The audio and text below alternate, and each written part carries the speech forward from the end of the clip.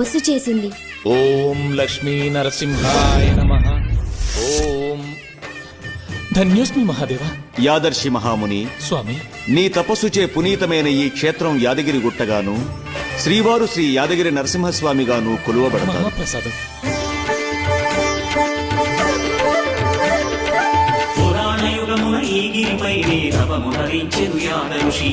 ధరాతలమున అతని పేరుతో అయినది ఈ గిరి యాదగిరి.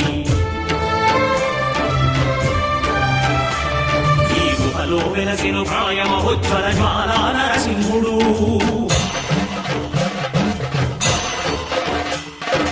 భక్తాభిష్టములన్నీ తీర్చే లక్ష్మీ నరసింహుడు.